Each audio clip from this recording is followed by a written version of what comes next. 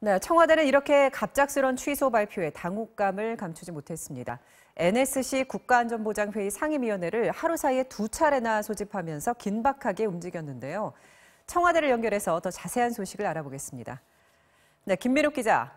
어젯밤에 처음 소식이 전해졌을 때는 충격의 큰 분위기였는데 청와대 지금 분위기 어떻습니까? 네, 청와대는 긴박함과 긴장감 속에 미국과 북한의 동향을 주시하면서 하루를 보냈습니다. 어젯밤 트럼프 미국 대통령이 북미 정상회담을 취소했다는 소식이 알려진 직후 문재인 대통령은 비서실장과 안보실장, 외교, 통일, 국방부 장관, 국정원장 등 국가안전보장회의, NSC 상임위원들을 긴급 소집했습니다. 문 대통령이 직접 주재한 회의는 오늘 새벽까지 계속됐는데요. 문 대통령은 우선 매우 당혹스럽고 유감이라는 뜻을 나타낸 뒤 북한과 미국의 정상이 보다 직접적이고 긴밀한 대화로 해결해 나가길 기대한다는 입장을 밝혔다고 청와대는 전했습니다. 네, 이 NSC 상임위원회는 오늘 새벽뿐만 아니라 오후에도 열렸죠? 네, 그렇습니다. 오늘 오후 회의는 정의용 안보실장 주재로 열렸습니다. 트럼프 대통령의 취소 결정에 대해 북미 정상회담이 절실히 필요하다고 한 북한 외무성 김계관 제1부상의 담화 내용 등을 중심으로 향후 사태의 흐름과 대응책 등이 검토됐을 것으로 보입니다.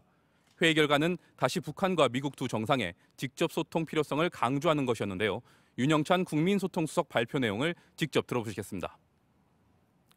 북미 정상 간의 직접적인 소통이 필요하다는 점을 확인하였으며 이를 위해 필요한 노력을 계속해 나가기로 했습니다. 네, 이렇게 정상 간의 직접 소통을 하려면 경색된 지금의 분위기를 다시 대화 국면으로 바꿔야 할 텐데요. 우리 정부의 역할이 다시 주목받고 있죠. 네, 청와대는 향후 우리 정부의 역할이 대화의 동력을 다시 살리는 데 있다고 보고 가용한 채널을 모두 가동한다는 방침입니다. 청와대는 국가안전보장회의 상임위 회의 결과를 전하면서 판문점 선언에 따라 남북관계 개선 노력을 계속하는 것이 중요하다고 강조했는데요. 이런 노력들이 모여 북미 관계 개선 및 한반도의 완전한 비핵화 계기를 만드는 데 기여할 것이라고 기대했습니다. 강경화 외교장관은 폼페이오 미국 국무장관과 통화를 가졌는데요. 이 자리에서 폼페이오 장관은 미국의 회담 취소 결정을 설명한 뒤 미국은 앞으로도 북한과의 대화 지속에 대한 분명한 의지가 있으며 북미 간 대화가 이루어질 수 있는 여건을 조성하기 위해 계속 노력해 나가겠다는 뜻을 밝혔다고 외교부가 전했습니다.